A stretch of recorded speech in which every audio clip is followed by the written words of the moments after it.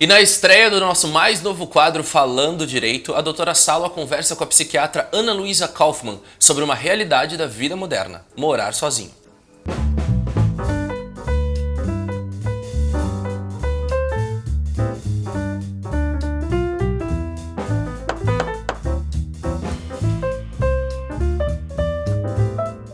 É uma satisfação estar com vocês no Sinta-se Bem.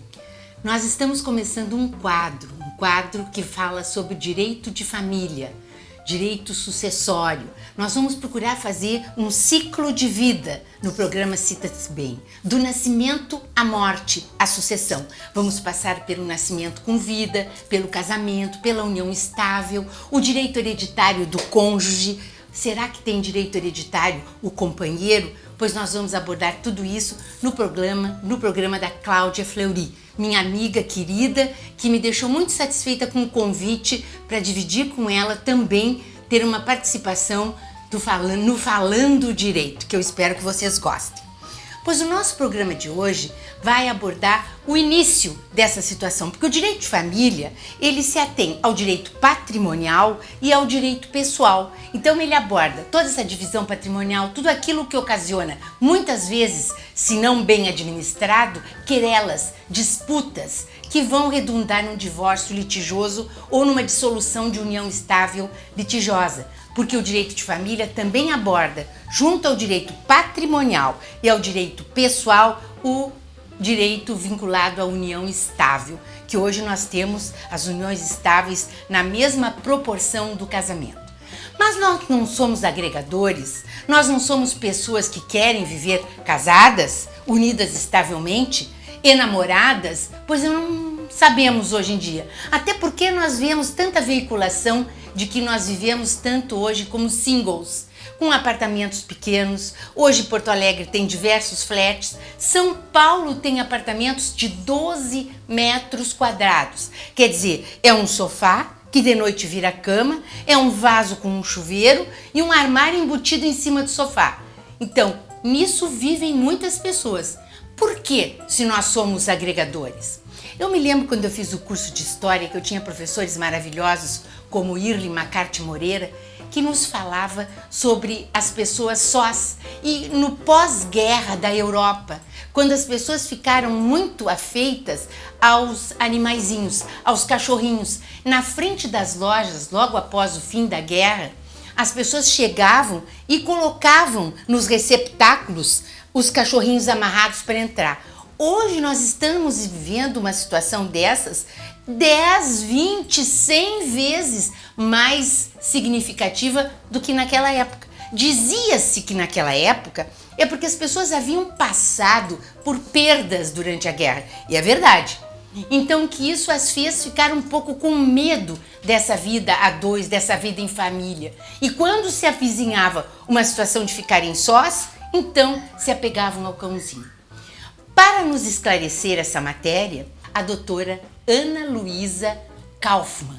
A doutora Ana Luísa é psiquiatra, professora e uma palestrante de primeira linha.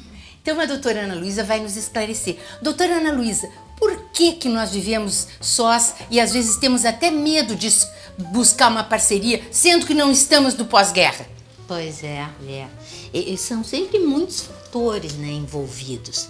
E a gente não sabe exatamente o que provocou a mudança, mas acho que, assim, em primeiro lugar, dizer assim que é notória essa mudança que tu estás falando, né? Tem países da Europa hoje, Dinamarca, Holanda, Alemanha, que tem mais de 40% dos seus imóveis ocupados por uma única pessoa, né? São os apartamentos single, as casas single.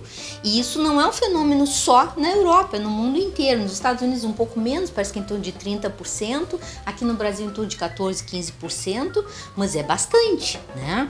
Então, assim, de fato está havendo uma tendência. A gente não sabe bem se é uma escolha, existem discussões sobre isso, se é uma escolha, né, da sociedade ou se a sociedade está sendo levada para isso. Mas tem algumas coisas interessantes, assim. A outra coisa que a maioria dos autores, mesmo psicanalistas, colocam, assim, que eu acho que inclusive é a mais decisiva, é a emancipação feminina, né? porque os casamentos se davam muito por um compromisso social, né? Isso para homens ou para mulheres. Quem não casava e não constituía família era o fracassado social, era uma pessoa que sofria humilhação, que sentia vergonha, né? Não tinha quem a quisesse ou quem o quisesse. Era um sinal de fracasso social, né? Então, é verdade. E com a emancipação feminina, o fato da mulher não precisar mais depender do marido fez com que muitas mulheres optassem por não casar, né? Ou até por ter uma vida a dois, mas separado. Cada um fica no seu lugar e se sustenta.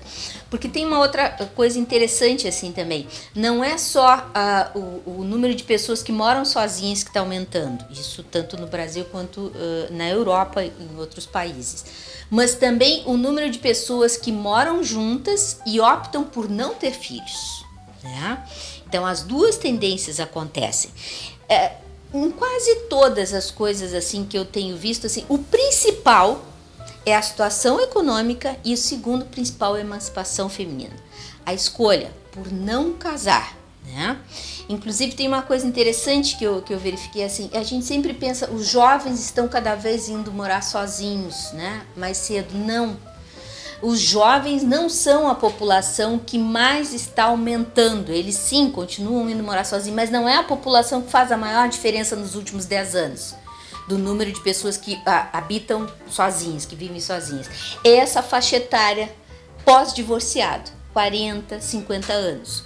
Os jovens, ao contrário, têm permanecido mais tempo em casa, pelas questões de estudo e tal, financeiras, né? Também, financeiras. Né? E financeiras também nós observamos, por exemplo, quando muitas vezes o pai, a mãe, já avós, têm dificuldade em ficar na casa da família e prefere ficar, como tu disseste, nesse caso, no exemplo que eu estou dando, preferem ficar num asilo, numa casa de idosos. Mas muitas vezes os filhos vão buscá-los porque a receita deles é importante para perfazer a necessidade financeira da família. Sim. E outra coisa para encerrar, não pensem vocês que ficando sozinhos e tendo uma relação estável, não se configura união estável. A união estável não exige a moradia sob o mesmo teto. Mas semana que vem eu volto falando sobre outros assuntos dentro dessa nossa área. Doutora, foi um prazer tê-la aqui conosco. Muito obrigada. Sempre Até bom. domingo que vem no nosso programa inédito.